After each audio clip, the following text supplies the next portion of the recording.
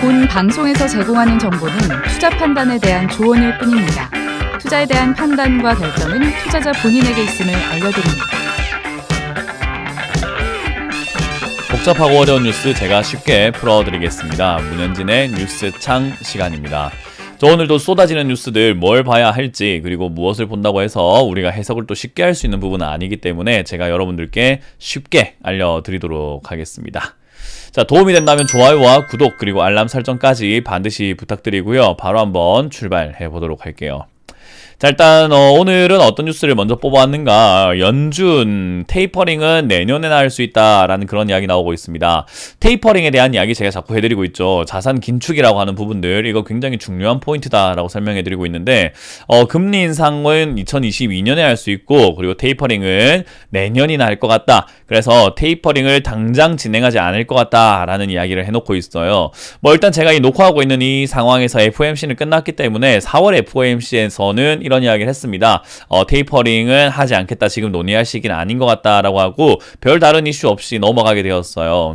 그래서 일단 테이퍼링 내년에 한다 이런 이야기도 있지만 반대로 블랙록에서는 곧 논의한다라고 이야기하고 이르면 10월달 올 하반기에는 매입을 축소시킬 가능성이 크다라고 하죠. 상당히 의견이 분분합니다. 뭐 결정은 연준이 하는 거겠지만 이제 분석을 하는 입장에서는 일찍 할 수도 있고 또는 안 할 수도 있다.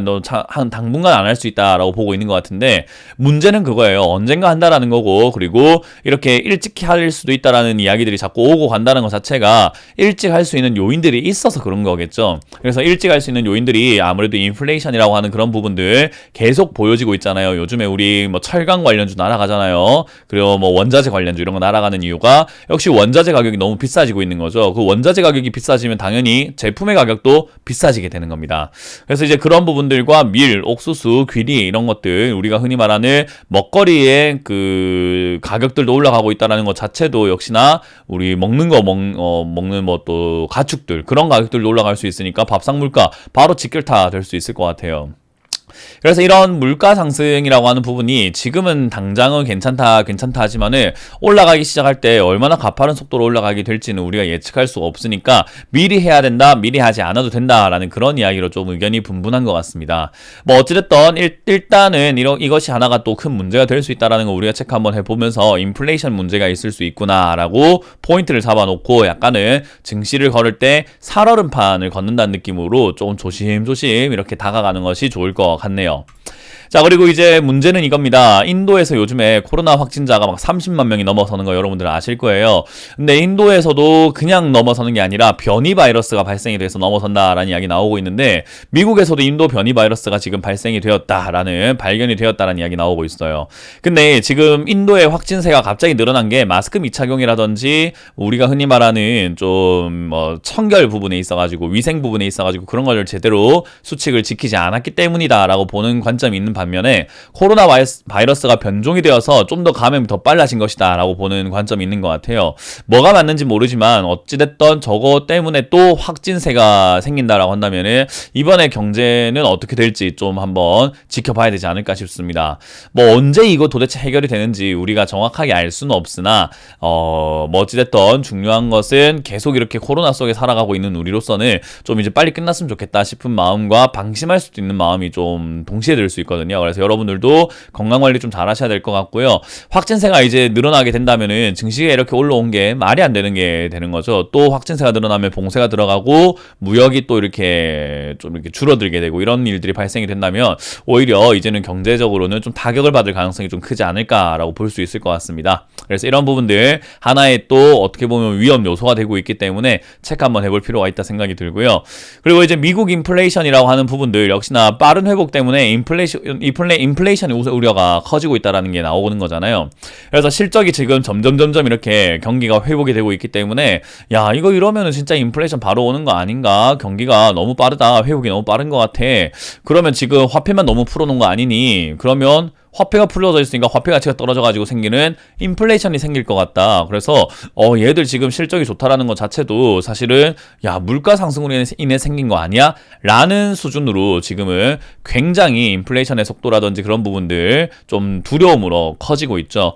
그렇기 때문에 이제 연준에서도 어떤 이야기를 하게 될지 좀 우리가 궁금증 갖게 되는 건데 4월 FOMC보다는 저는 한 6월이라든지 8월 뭐 요 정도쯤 하반기로 넘어가는 그 시기쯤에서는 인플레이션에 대한 논의가 연준에서도 서서히 나오지 않을까. 그러면은 증시에 충격을 주게 될 수 있습니다. 그래서 그런 부분들 우리가 이제는 좀 조심해야 되겠다. 안전벨트를 좀 착용할 차례가 타이밍이 된 것 같다라고 보시면 되겠습니다.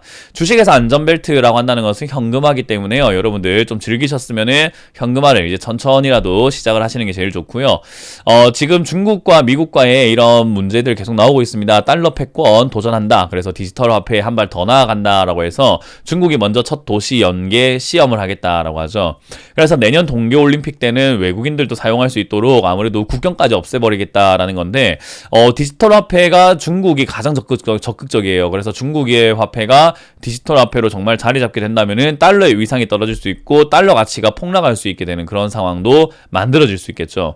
그렇기 때문에 지금 달러라고 하는 그 부분들 과연 금리 인상을 안 할 수 있는 것일까? 금리 인상 안 하면 달러 가치가 계속 떨어질 수밖에 없는 상황인데 이런 과정들 때문이라도 저는 이제 달러와 중국 위안화의 싸움 때문이라도 달러 가치가 올라가게 만드는 어떤 흐름을 만들어 놓지 않을까?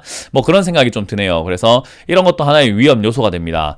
그래서 지금 보면은 우리가 긍정적인 긍정 요소보다는 위험 요소가 많다라는 것은 모두가 알고 있는데 애써 외면하려고 하는 것 같아요. 그래서 저는 좀 투자하는 사람이라고 한다면 이런 긍정적인 뉴스들에 너무 치우치기보다는 부정적인 뉴스들도 좀 체크하면서 우리가 좀 맞닥뜨릴 수 있는 리스크들은 좀 없을까? 이런 것들을 체크 한번 해봐야 될 것 같거든요. 그래서 저는 개인적으로 지금도 역시 안 좋은 뉴스들 앞으로 향후 걸어가는 길이 험난할 것 같은 뉴스들이 좀 많이 보여지기 때문에 그런 부분들 여러분들이 체크하신다면은 어렵지 않게 이 시장 헤쳐나갈 수 있을 것 같아요.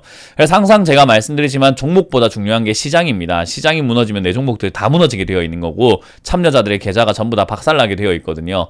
그래서 일단 그런 일을 당하지 않도록 우리가 주식시장에서는 조금은 조심스럽게 시장 먼저 거시적 경제부터 보는 게 좋기 때문에 이런 뉴스에 좀 포인트를 잡고 대응하시면 좋겠습니다. 자, 이렇게 오늘 마쳐보도록 하겠습니다. 지금까지 뉴스창 시간의 문현진 멘토였습니다. 고맙습니다.